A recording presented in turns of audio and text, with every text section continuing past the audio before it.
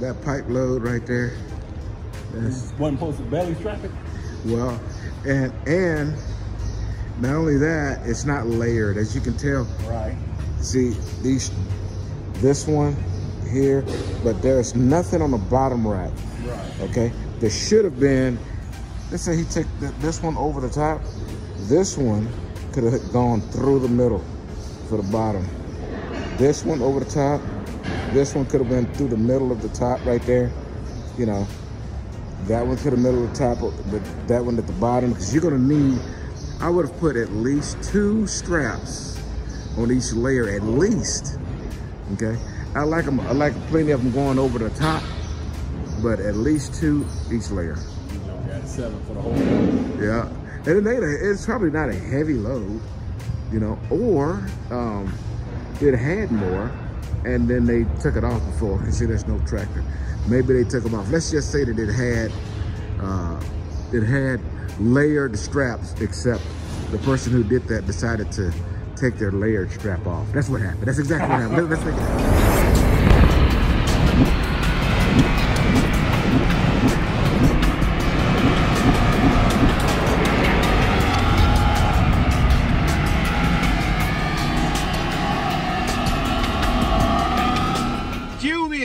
Of the Tubiest, the best YouTube subscribers on the planet. That's you. And I'm 50 plus, and that looks, I know everything in the back here looks different, right? Because this is not my truck. This is one of the fellow Ubeists here at Melton, and we're going to discuss a few things, and hopefully it can help you out, right? Amen. Yeah, all right, listen. First off, the intro to this video, you saw a trailer. And that trailer had a layered pipe, and just guys, I don't know who load that was, and I'm not saying that they didn't do it right. I'm telling you that I prefer to put at least 2 straps going through each layer. Okay, so that 3 layers, I'm gonna put 2 at the bottom at least, 2 in that middle one at least, 2 on the top at least. Then any extra to balance the weight out, then I'll disperse it evenly among the load, okay? So, I mean, that's just my preference, to layer it, okay? That's Melton preference too. But anyway, that would be, I just wanted to start off with that. Really, we're gonna talk about a very, very common issue. I'm going to show you guys how to fix it. He has it with his Qualcomm. So first off, I'm acting like he don't exist. Michael, right? Well, you go by Michael? Michael. Mike. One is fine. Mike is easier. That saves me some breath. I like to talk a lot, so you know, not saying your whole name. You know, I get to spend more time yapping. So. All right. So, Mike, you wanted to use too. We talked, right? We talk on via emails, right? Yep. Yeah. And it was hoping it was gonna work out where you could ride with me. Did you have previous driving experience? Yeah, I was with Prime. Yeah.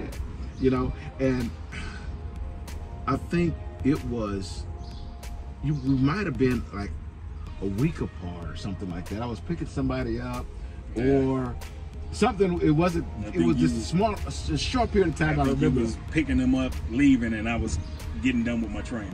With the train. Yeah, that was that's so good. And listen, what the hell? Oh, thought you had rats or something with all this noise.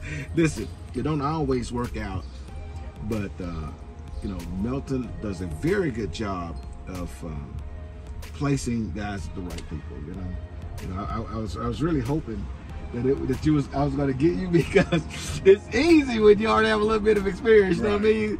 It just makes things a little bit easier. You know, when you never did it before, you have to start from the beginning with the articulating movement of a truck and trailer.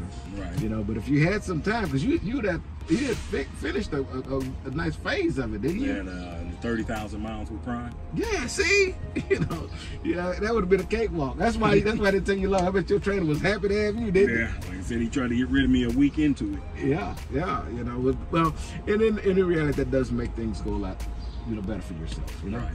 Right. But so how do you like it so far? Let's first talk about, this isn't my, well, of course he wasn't my student, we just went through that, so. But I do every one of them saying, right, I like to interview people to see how the experience was. When you, and I hope you don't mind sharing that. No. Okay, so, and don't feel pressure to, you know, at any point you can say, man, I ain't saying that. But do know, you know, whatever you say, let it be the truth, whether it's positive or negative. It is what it is. Right. You know, everything ain't roses, you know. And if there's some sour apples in there, you know, somebody might be listening to this that can address it. And you may not be the only person with that issue. You now have a platform to say it. Okay? All right. So how was the first off, I don't want to know what actually happened at Prime. That's your thing. But were you doing flatbed at Prime?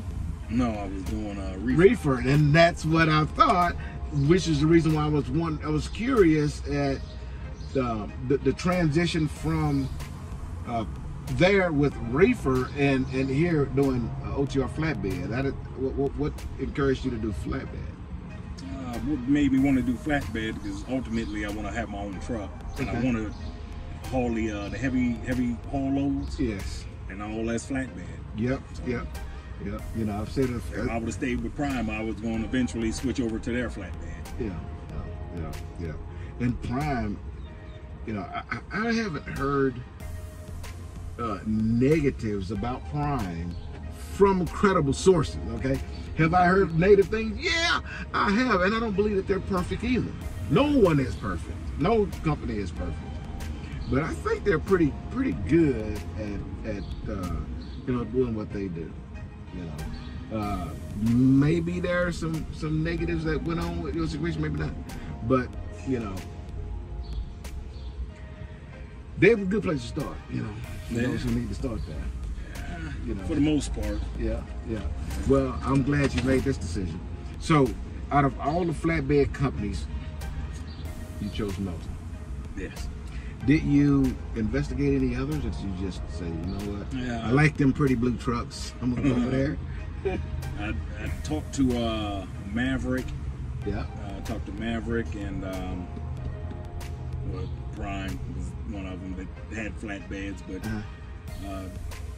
then I even talked to a company called ATS. Yes. Talked to them, and what interested me in them, they had a 1-year lease. And when I talked to them about it, you could lease the truck for 1 year, and the payments was like $750. And I'm looking at it as far as a business, like, and it's a walk-away lease. So at any given time, you can say, you know what, I don't want to do this no more, and give them back the truck, fix anything that's interiorly wrong with it, and be done with it. And I'm looking at it like that would be a good stepping stone to actually learn how to do all of this stuff. But before I start spending my money, I'd rather spend somebody else's money and learn off of them. Right. Yeah. Here I am.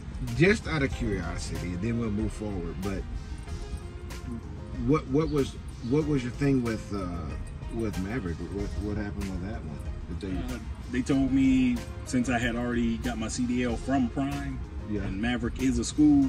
Right. They said they couldn't take me for legal reasons, and I told them that's not really an issue because I could have told Prime they could take the money off my credit card. For legal reasons, they couldn't take me until my debt with Prime was paid. Yes. Because Prime could go after them. Yeah. You know, I don't necessarily agree with that situation, but I'm not a lawyer. But I do know, in my previous life, I was with Swift, and Swift has a terminal in Salt Lake City, Utah, and walking distance is CR England. And there would be guys literally walking up the feeder road with their bags, rolling from Prime going to the Swift terminal. And, you know, the gist of it is, I know that there's some legitimacy to what you're saying, because there would always be some tiff between Swift and in England when those students did that. Right. You know, so there is some legalness to it. I was just curious because, you know, I did that same thing, man. I looked at Maverick and Melton when I was at Swift, and my deal was I never saw ugly equipment with either one of those companies. Right. Both of them do a really good job keeping fresh equipment, and it's always clean and shiny. Don't look at my truck. Everything else is clean. Everyone but mine is clean, right? No, and it interested me because I wanted to have something nice, man. When I started with Swift, you know, dude, they had some raggedy trailers. I will say they had some raggedy trailers, but the tractors, they're fresh, man. They have nice new equipment over there, and I just got spoiled with it, you know, and so that's what I wanted. And Maverick just didn't return my messages, man. I mean, I put out the credit app and sent it to him, nothing, you know. And then Melton called me, and it was up front with everything. I mean, my stuff was pretty cut and dried. I mean, I already had a year, and that clean driving records. Everything was pretty clean, but everything was smooth. And I reached out to Maverick just out of curiosity, you know. I'm already going to Melton, but I just to see what's going on. And they told me that I didn't live in their hiring area, and you know, and I understand that as well. So I don't fault them for that. I was twisted a little bit that I didn't even get a response back. Right. Not even a hey, you know, thank you for the application. However, we're not hiring in your area. Now I would have been fine with that, you know. Just let me know. You know, but they asked me now, I'm gonna say thank you, because I wound up at the best damn flatbed company I could work for. Thank you. You know what I mean? There you go. Hey man, I ain't going nowhere, bro. I'm happy here. All right, so very common issue. So we already 10 minutes in. Y'all know my videos ain't 5 minutes. Hell, we finna learn something. So, very common issue. You ride the day out, you know, and you park for the night. You go to on duty. You switch from driving to on duty line, and you make your form and manner as load check, tire check, and post trip. Okay. So then you get out, and you walk the truck, you check everything, and make sure you're good for the night. You come back in, you sit in the seat for a little bit, absorb some AC, you know, maybe drink you a little water, you know. Man, that bed looked good, so you sit in the bunk for a little bit. I'll get up there and put myself off duty into the sleeper in just a second. Bam! And you wake up 10 hours later. And you never went to sleeper. So for 10 hours, you've been on duty. How you gonna fix that? I'm gonna show you. I bet you knew that, didn't you? Hold on a minute, here I go. I pushed the wrong button. All right, so guys, this really isn't bad, okay? This isn't bad. This is the off-duty line right here. And at 3, we went off-duty, and then at 3:30 down to the sleeper line, right? So basically what I'm gonna do is pretend like this was in the on-duty line where you were just doing a post-trip, okay? And you needed to make that off-duty because you fell asleep. You forgot to put yourself off-duty, right? So I'm just gonna, let's just pretend that this one was off-duty forever, or on-duty forever, okay? So we're gonna correct that. This is how we're gonna do it. We're gonna go to certify. Okay, all right? And let's go down here to 1500. At 1500, that's that 3 o'clock off duty. You see it right there? Yep. Let's tap that and highlight it. If you highlight that and you get an edit, you're in good shape, okay? We're gonna go to edit. Come on. There we go. And see up here, the corner where it says off duty, let's hit that arrow. Drop down, let's go to sleeper. Okay? Next, you gotta have a reason. And this just for practice, I'm just gonna say forgot.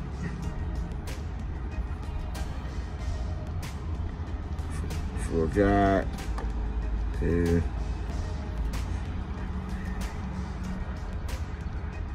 Forgot to change. Forgive my hand covering everything, guys. Edit confirm. There you go. And now let's go back down to 1500. I know my hand is in the way of a lot of this, guys. Just hang in there. There's 1500.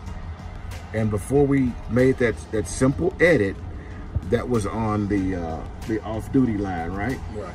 So if that was all night on duty because you fell asleep, you can do the exact same procedure to change all of that on duty time to sleeper. Otherwise, you ain't gonna be able to drive for the day. Okay? I know my hand was in the way of a lot of that, guys, but I'm pretty sure you got the gist of it. This stuff is not hard. All right, sorry about that. I had to put the phone in the holder because my big mittens was in the way. So that wasn't too bad. It's hot, but we got some of this stuff right here. Some agua with some juice stuff mixy in there. I need that. If you had that issue, you think you can swap that now? Yeah, I just never had to do it before, so I'm like, shit, I'm just hit. It's either that or call my trainer, yes, and have him walk me through it. Yeah. If I can't get in touch with him, I'd just be sitting there.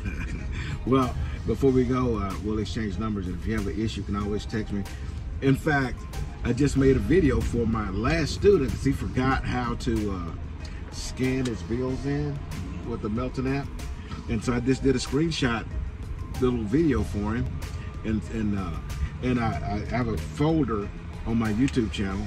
It's private, so I actually have to send the link to the person to be able to watch that link. You can't go there without me giving it to you. But you know, there's some videos on there that's in that folder just for, hey man, I don't know how to do this, and I can just send you a link to that video on how to do it, you know? So, I don't mind helping. Plus, it can help someone else. Okay? Right. So, you have an OD load. Yes. First one. Let's talk about how to plan an OD load. But not in this video. You got to hang in there and come to the next one. Till I see you again. Deliver Undistracted. Here's your boot. Where's the button? Boop. There it is, right there. There it is. I got it. Did you get it? Right there. Boop.